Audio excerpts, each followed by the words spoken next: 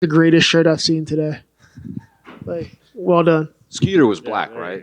Dude, he was black. Like, let's see, he is black. It's like you ever watch Arthur? Like Buster was. Yeah, but Brain was black. Yeah, Brain was definitely black. So tough act to follow with Sean up here, but Oh, did I just miss Sean? How great was that? great would be one way. Who got insulted? I think everyone, Yeah. but yeah. It was your hair. Your hair. You being Asian. Was it Asian or hair? Really? Wow. Good for him. He's growing. He's growing. Yeah. What'd you get? Hair. I got the hair. Who else? Nose. Even nose. Bro, why? It's fine. It's whatever. It's fine. It scares me, but whatever. How much time have you spent with Sean leading up to this fight? Because you did some training in Colorado too, right? Yeah, I just popped out there. It was early in camp. I'm one of those guys to where I'm honestly like looking back at it. Everybody's kind of pointed out I do much better when I'm not in camp for 12 weeks. Like I kind of I burn myself out and I freak out. So the first couple of weeks we kind of burned. We're still training hard, but I went around. I went out to Factory X for a little bit. Got to work with Coach Mark Montoya, which is really fun. I always say there's no thing as a perfect gym. Every gym's got things they're great at. And like Coach Mark, I mean, I get to train with Eric, one of the best coaches in the game, and Nate. But Coach Mark Montoya has a different like philosophy and way of fighting. So it's kind of cool to go out there and work with him. He helped out a lot. Got to work with Josh Friend, who's fun. I got beat up by what's his name, Justin Jacoby, who's like just better than me. I was like, yeah. Justin Jacoby's one of those guys you spar. I'm like, you're just better than me. Like, all right, fine. Like, screw it. So it was a good experience, though. I got some different mentality about things. But as far as the Sean thing, I see Sean every day of the week, like Monday, except for Sundays. Thank God now. It used to be 7 days a week, but now I see him Monday through Saturday. So I don't know. He's always we got 2 different fights, 2 different camps, but he's always there. He's always helpful. So spend a lot more time with Sean is probably healthy for a normal person. Yeah, even Jesus needed 1 day off, right? Fuck right, God, he bought his house, so like now, like I don't come home and have him yelling at me. Like you don't know how many times we like live like literally across like from here to the wall from each other. So I come home, but first thing I hear is like Kurt. I'm just like, oh my God, like bro, go home. I'll be in my house, he's just there.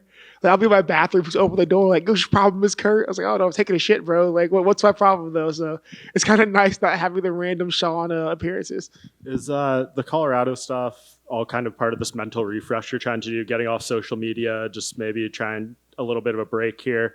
Is this all kind of part of the plan? Most definitely. Like, I think my biggest thing is, like, so I'm someone who's very hard on himself. Like, I've always been hard on myself. I've always wanted to be better than the guy next to me, and when I'm not, it, like, eats me up inside. So I think the big issue for me was like the Nasruddin fight. The last fight was such a dumb fight for me to like. In hindsight, all of my coaches and my managers were like, "You should probably take some time." Like after the Kelvin fight, it was a really hard camp. Like I was mentally and physically, I was kind of beat up from the camp, but more so than anything, mentally, I was just fucking tired, bro. Like I was really tired. I was frustrated. I beat myself up that camp, and then to have it go down that way in a fight that I thought like came down to like one moment in the second round. It freaking like crushed me, man. So like to immediately go into another fight, everybody around me was like, Chris, we should probably wait a little bit. But I've known my entire life making bad choices and not listening. So for me, instead of like, taking time to refresh and come to grips with stuff, I'm like, I'll just jump back in and do shit. And went back to another hard physical camp when I was already like mentally not in the greatest space. And like that was a miserable camp, bro. That was such a miserable camp. I'm so like mad about about the Gastelum thing. I'm trying to like figure out what went wrong. And it was just dumb. And like I should have listened. So we got this one. We're cool with it, fine. My coaches and my manager all know that I need, I'm really good on like 5 weeks. I'm always in shape. 5 weeks is perfect. So they're like, hey man, let's keep training, but let's go do some shit. Get away from Vegas, get away from all the same people, see different things. Like, like train hard all you want, but do it somewhere else. Like see things, have fun. So that was a big thing is, Colorado was a good experience, but it was fun for me. And like, I haven't really been having fun in camp in like a few years now. Honestly, since I got to the UFC, which is kind of like ironic, but try to make it more fun for myself and just, enjoy. Remember, I enjoy this. Like, I love this. Hey, Chris, right here. So you mentioned... Hey, what's up? Nothing much. Good to talk to you. So you mentioned going to Factory X, and obviously I don't think he was there for this camp, but Julian Marquez, I know, fought Marc-Andre last year. Was it good for the coaching staff to sort of hone in on Marc-Andre just because Julian was preparing him for him last year anyways? Ironically, we didn't hone in on Marc-Andre at all. It was more so about not so much who I'm fighting, because who you fight changes. Who you fight, I mean, he could I like Marc-Andre, cross your fingers. He could trip down the stairs, break his ankle today. I could be fighting somebody else come Saturday. So it's not really so much as about who you're fighting that's going to change. There's always different intangibles in that. It's more so about what am I consistently doing or not doing that's creating issue. So that was something kind of nice too. I'm trying to focus less on the guy I'm fighting and more about, how can I make myself a more consistent package? Because honestly, I have to remember that I'm damn good at what I do.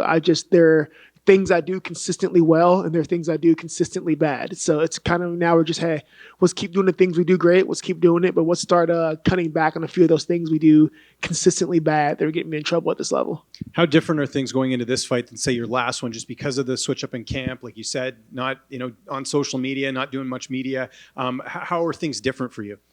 God, personalized, it's great. Being off social media was such a godsend. Oh man, I don't really want to go back. I was back on for 4 days because I needed so hey, fun story. If you guys ever don't have a phone number, you don't have social media, you are fucked. It is. No one has phone numbers. None of my teammates have each other. This is miserable. So I had to get back on to get a phone number from a teammate. Now I'm back off again. But even those 3 days on, man, you realize you spend time doom scrolling. You're kind of oh, nothing's going on. Pop your phone up when you're scrolling. And what do you see? You see people a lot of fake shit. You see people all these fucking fitness influencers doing their BS. All their other influencers doing their BS. You see people complain about shit. People dying and it's so toxic for your mind. Me and my lady, we both got off social media, and she's she got back on to post some stuff, and she's oh, this is miserable. 3 days in, and she's I'm depressed. So just being unplugged from it, and then as far as the sport, am I hitting the micro? Being unplugged from us, as far as the sport goes too. I have really great fans, but I think that just I get overwhelmed with the interactions at times, and I'm naturally a combative person, I'm a talkative person, so I get drawn into that that downward spiral too quickly. It's just who I am, and everybody's different. Some guys, it rolls off their backs. For me, for the most part, I'm fine. But if I'm feeling a certain way that day, it's gonna strike a nerve. I'm gonna be on a warpath. It's just better to be unplugged from it, man. Like I said before, it's a lot of peace of mind for me. We're still battling that part in camp to where I'm constantly judging myself and I'm never happy with anything I do. It's great. We film all my sparring, and it's freaking wonderful because every day I feel I lose sparring. Every single day, this entire camp, I'm I lost my rounds. And my coaches are I don't even know why we talk to you. Just go watch the video. I'll go watch the video. I won my rounds. But it's never enough for me. And that's just a personal thing. I got to figure that shit out. I don't know what to do. I kind of envy Sean in that point, man. I've never seen a dude who's got the ability to be heated and then just let it roll off his back and be okay, well, moving on. And I got to...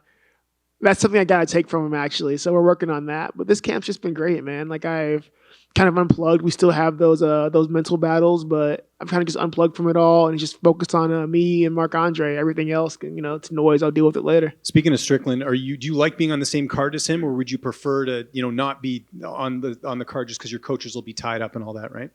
I think we're far enough apart. It's not going to be too bad. It's kind of weird. It's cool. I don't think we've ever fought in the same card before. It kind of sucks though because I prefer to have him in his corner. I prefer to be more supportive than I am now. But I'm a big boy. He's a big boy. We'll be fine. But honestly, I kind of like it. I'm probably only up here right now because Strickland's headlining this, and I was okay, well, he's first. So hey, you know what? I love being up here, but I'll definitely use ride in the wake of the Strickland show, and just it's fun for me to see you guys have to deal with it, and it's really fun being there on fight week and being so close to watch everyone else have to suffer. And you're how do you do this? I'm yeah, I'm a fucking saint. You guys, yeah, I'm a saint. You guys owe me. And just last one for me, who will be in your corner for this fight if Sean isn't? One of my teammates, Devin, is here. He's going to be here with me along with Nate and everybody else. Devin's about as awkward and pace heavy guy as you can get, who's not Marc-Andre, just an awkward guy. He's going to run at you, punch you, try to push from the cage, try to shoot takedown. So Devin's just an awkward freaking round. So he's going to be here, just help me this week, whatnot. But honestly, we've got like half of Extreme Couture's big guy practice here, so fun times. Chris right here. Right You here. mentioned, sorry. Who's you talking? Okay, Right who's, here. okay, I was like, what's happening? All right. You mentioned how toxic things are online. I think in Vancouver, you met one of your trolls. Was it Vancouver? Yeah, it was Vancouver, yeah. Have you met anyone here? No, actually, here's been cool, but I haven't left my room really. But yeah, here's been fine. But yeah, I did meet a troll in Vancouver, which only goes to serve, it only like reinforces my point.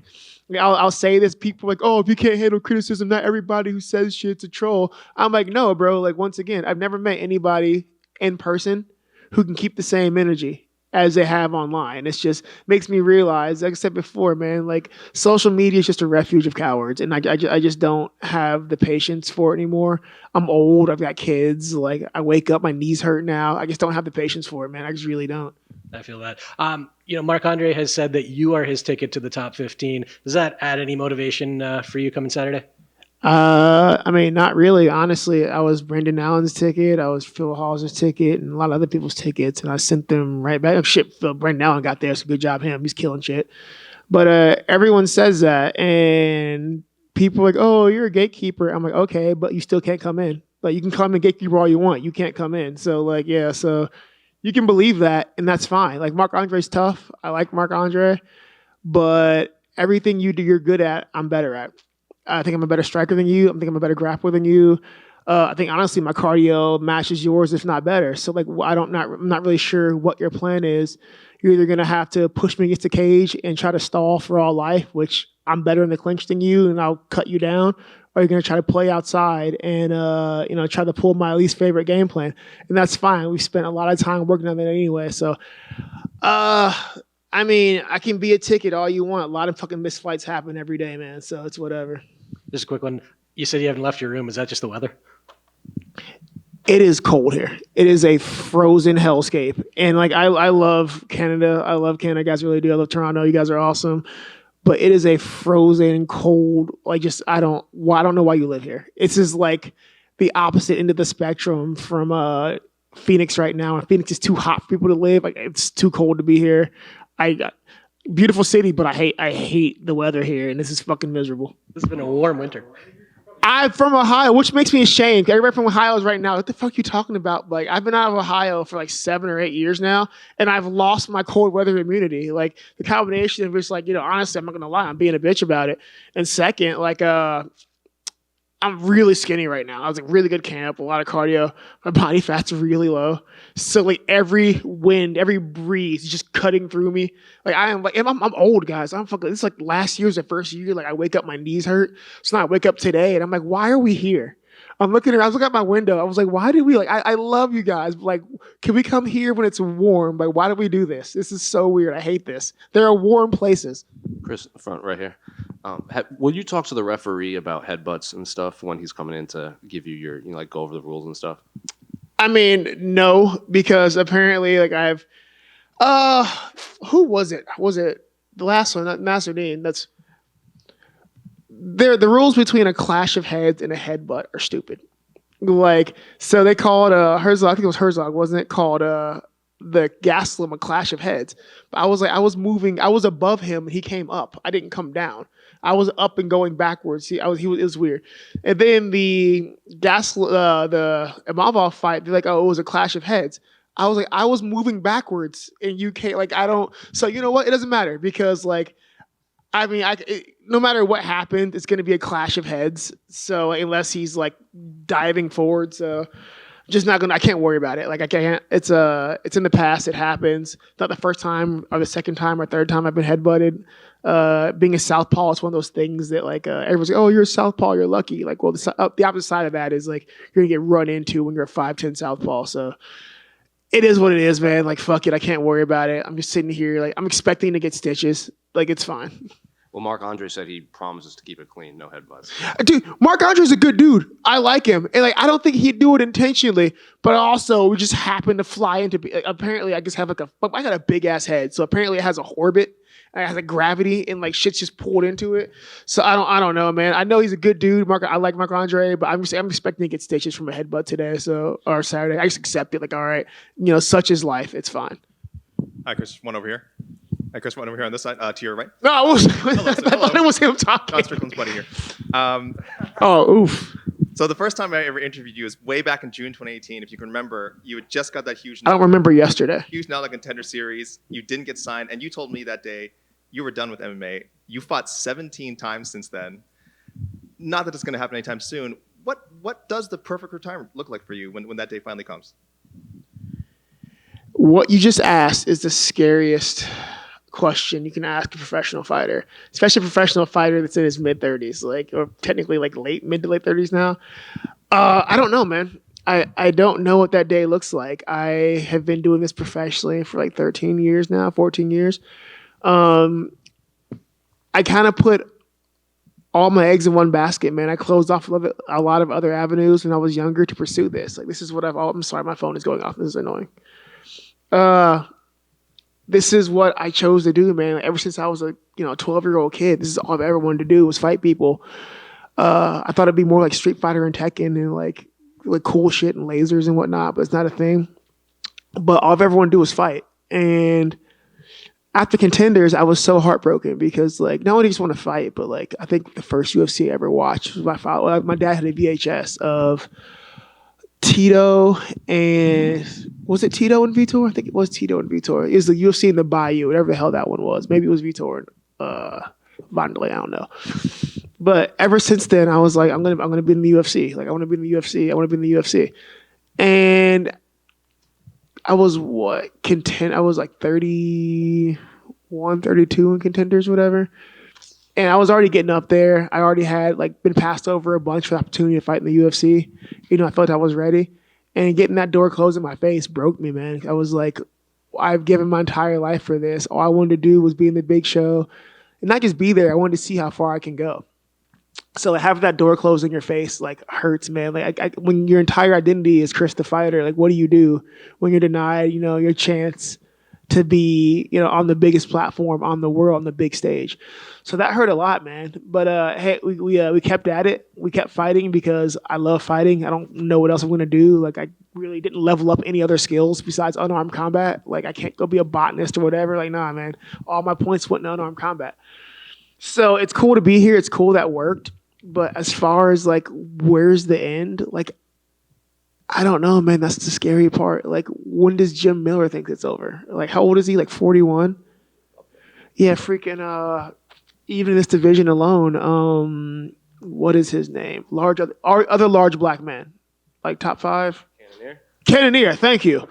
Yeah, good work. Cannonier is like what? 39, 40. Yeah, 40. Freaking. Even Pereira is like 39 up there. He's like 36. Yeah, a little older than me. So. There's people older than me. I like to look at them like, when's enough is enough, man. I think everybody wants to be on top. Everybody, even more so than that, everybody wants to see how far they can go. So it's kind of hard to know, like, when's it over? Like, when my body can't do it anymore. I have one more much less scary question. Ooh, all right. Yeah, that was dark. Just about the main event. I assume you're picking Sean to win. I would hope so anyway. How do you break that down? How does he get it done? Oh man, this is gonna be a circus. Like I want to use this. People use the term war. I prefer circus. Like there are certain fighters that have wars, and there are certain fighters that like create circuses. Like Julian Erosa is another fighter. Julian doesn't have wars. I call those circuses because you're just like, what the hell's happening? Like things start going. Like he starts doing weird stuff. Like they're like he's a circus guy, and I think Dricus is a circus guy, man. Like I would never like hold Dricus up as like the pinnacle of like kickboxing technique, like a technical kickboxer. But it's just weird. He's running at you like it's almost like angry flailing, and like it's like feral almost. But like it creates a circus. So that's the big unknown for me. People are like, oh, his cardio's better now. Like you're not going to tire Sean out. Like we'll have 3 people attack Sean. He's still not. Like, he'll die before he lets somebody like outwork him. So he's not going to outwork Sean. I don't see that anywhere. He's not going to hold Sean down. I've seen Sean like essentially squat Ankalaev to get up. Like it's not worried about Dricus holding him down. I'm just curious about how messy this gets. Like Dricus is a messy guy. Sean tends to be messy in pockets, but he tends to be very clean. So it's completely different clash of style and mentality. I just don't know how it goes. If anything, I think Dricus is most dangerous his first round and a half, maybe 2 rounds. Even with the what's the last fight he had? It looked really good. Whitaker. He looked better in the Whitaker fight, but like as a fighter, I'll say he slowed down the second round. Like I watched it slow down, but Whitaker slowed down more, never really got started. So his cardio did look better, but like I watched him slow down there in a fight that like he controlled the pace. And even at the pace he controlled, he kind of like couldn't maintain it the way he wanted.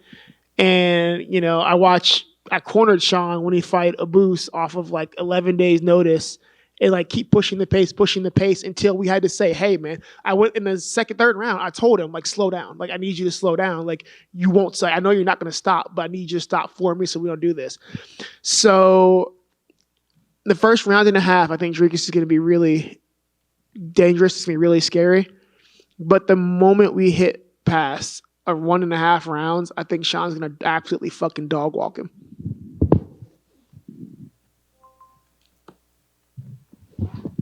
Thank you, Canada.